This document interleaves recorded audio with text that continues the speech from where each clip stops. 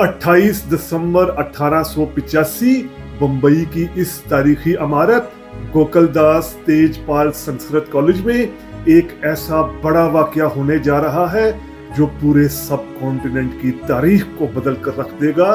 यहाँ एक ऐसी जमात जन्म ले रही है जिसके फैसलों के असरात आज भी इंडिया और पाकिस्तान में वाज़ेह तौर पर दिखाई दे रहे हैं, इंडियन नेशनल कांग्रेस। मगर बड़ा सवाल ये है कि आखिर अंग्रेज खुद कांग्रेस के क़याम में क्यों दिलचस्पी ले रहा है? क्या ये वाकई आज़ादी की तहरीक थी या इंग्लैंड की हुकूमत का एक सोचा समझा पॉलिटिकल मंसूबा था? और अगर कांग्रेस इतनी मौसर थी कि इसके अंदर हर तरह की सोच, हर तरह की थॉट, प्रो हिंदू, प्रो मुस्लिम, कम्युनिस्ट, नेशनलिस्ट, लिबरल, हर तरह की थॉट रखने वाले लीडर्स मौजूद थे, तो फिर ये अंग्रेजों के खिलाफ फैसला कुन लड़ाई क्यों ना लड़ पड़ी? अंग्रेजों के खिलाफ फैसले के साथ एक ठोक बजाकर आज़ादी क्यों ना ले पाई? आज फ्रीडम फाइल्स में हम इंडियन हिस्ट्री के इस अहम राज को समझने की कोशिश करेंगे। तमाम दोस्तों को freedom files with Umar Javed में welcome. Indian National Congress party दुनिया की कोई भी और किसी भी तरह की, चाहे वेस्ट में हो, चाहे किसी एशिया में हो, अफ्रीका में हो, कोई भी ऐसी बड़ी पॉलिटिकल पार्टी नहीं रही कि जिसमें हर तरह की थॉट के लोग मौजूद हों, हर तरह की, चाहे वो मजहबी थॉट के हों, चाहे वो लिबरल हों, चाहे वो कम्युनिस्ट हों, चाहे वो नेशनलिस्ट हों, चाहे वो टेररिज्म के जरिए वायलेंस का सहारा लेने की बात कर रहे हों, चाहे वो पीसफुल तरीके से बात कर रहे हों, हर तरह के यहाँ लीडर्स मौजूद रहे। जैसे अगर हम देखें तो जो प्रो हिंदू लीडर्स यानी 1885 से 1947 तक फ्रीडम स्ट्रगल के दौरान अगर देखें तो इसमें जो बड़े प्रो हिंदू लीडर्स थे उनमें लाला लाजपत राय, बाल गंगाधर तिलक, बिपिन चंद्र पाल, जिनके लिए लाल पाल पाल की भी ये टर्म यूज होती थी, श्री अरबिंदो, फिर के बी हेडगेवार। अब ये हेडगेवार वो थे जिन्होंने आरएसएस की बुनियाद रखी थी 1925 में, ये भी कांग्रेस के साथ थे।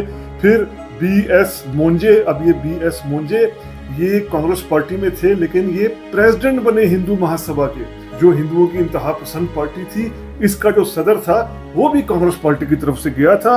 और उसके बाद फिर मदन मोहन मालवीय को अगर हम देखें, अब ये जितने भी हमने नाम लिए जो आप देख भी सकते हैं ये हमारे वीलॉग में, ये सब प्रो हिंदू लीडर थे जो हिंदुइज्म की बात कर रहे थे, हिंदुत्व की बात कर रहे थे, हिंदूनेस की बात कर रहे थे कि हिंदू अप्रोच के साथ पॉलिटिक्स होनी चाहिए। अब इसी के साथ साथ कांग्रेस में जरा लिबरल लीडर्स को देखिए।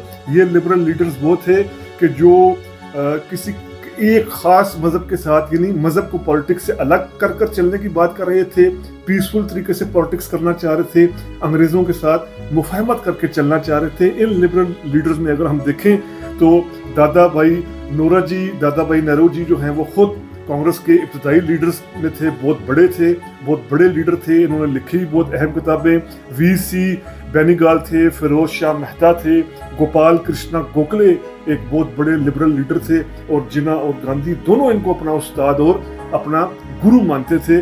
गोखले को सुंदरनाथ बनर्जी, मोतीलाल नेहरू जो बहुत लिबरल लीडर थे गांधी के साथ शामिल होने से पहले, जवाहरलाल नेहरू जो अपने आप को लिबरल सोशलिस्ट कहते थे, और मोहम्मद अली जिन्ना, ये भी जब तक कांग्रेस में रहे तो ये कांग्रेस के लिबरल लीडर कहलाते थे। यानी लिबरल लीडर भी, प्रो हिंदू लीडर भी। अब हम देखते हैं कि इसमें जो एक तरफ गांधी अगर पीसफुल तरीके से बात कर रहे हैं, यानी बिल्कुल वायलेंस के बगैर अंग्रेजों के खिलाफ तहरीक चलाई जाएगी, तो इसी पार्टी से ऐसे लीडर भी आए जिन्होंने खुलकर कहा कि अंग्रेजों के खिलाफ वायलेंस का सहारा लेना पड़ेगा, टेररिज्म का सहारा लेना पड़ेगा।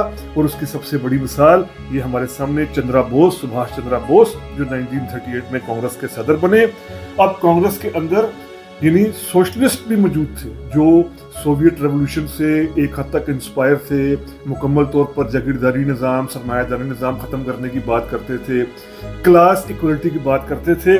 ऐसे लीडर में यूसुफ मेहरली का नाम है, जयप्रकाश नारायण का नाम है।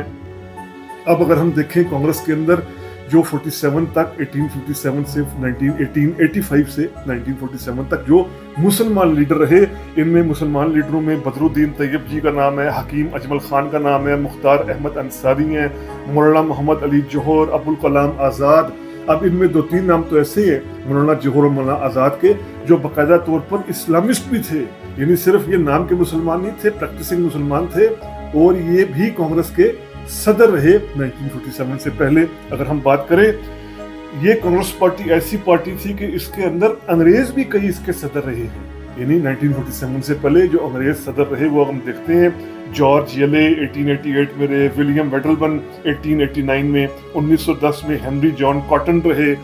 तो ये हमें सारी मिसालें वाज़ेह कर रही हैं कि कांग्रेस पार्टी के अंदर तो इतनी ज़्यादा डाइवर्सिटी थी, दुनिया की कोई पार्टी ऐसी नहीं है कि जिसके अंदर हर तरह की थॉट रखने वाले बंदे हों।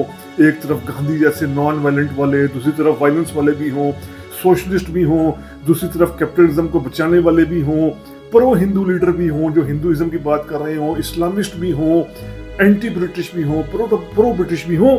इस सब के बावजूद क्या वजह है कि कांग्रेस पार्टी एक ठोस तरीके से, जानदार तरीके से अंग्रेज़ों को उस तरीके से नहीं निकाल पाई, या अंग्रेज़ों के खिलाफ कोई बड़ी तहरीक नहीं चला पाई कि जो ये जमात चला सकती थी।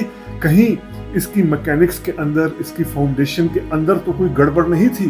कहीं कांग्रेस पार्टी बनाई ही तो इसलिए नहीं जा रही थी कि ये मुस्तकबिल में रेवोल्यूशंस को रोकेगी, ये मुकम्मल तौर पर जो मुल्कों के खिलाफ कोई तब्दीली या कैपिटलिज्म के खिलाफ या जागीरदारी निज़ाम के खिलाफ कोई बहुत बड़ी तहरीक आ रही हो तो कांग्रेस पार्टी उसको रोके। ये सब अब हमने आज ये देखा है सारा कि कांग्रेस पार्टी में कितनी डाइवर्सिटी थी, हर तरह के नजरिए के लोग थे। अब हम देखेंगे अगले एक इसी तरह के मुख्तसर व्लॉग में कि कांग्रेस पार्टी जिन लोगों ने बनाई, जिनमें होम का नाम है, अंग्रेजों का नाम है, वो खुद क्या कहते थे कि कांग्रेस पार्टी हम क्यों बनाने जा रहे हैं। तो ये कांग्रेस पार्टी के अंदर डाइवर्सिटी, कांग्रेस पार्टी के अंदर कौन कौन से नजरियात, कौन कौन सी सोच, हर तरह की सोच रखने वाले लोग मौजूद थे, इस पर किया गया vlog Freedom Files Umar Javed की सूरत में आपके सामने पेश किया गया। उम्मीद करते हैं आपको व्लॉग पसंद आया होगा। अगर पसंद आया है तो काइंडली सब्सक्राइब कीजिए। फ्रीडम फाइल्स उमर जावेद, बहुत शुक्रिया।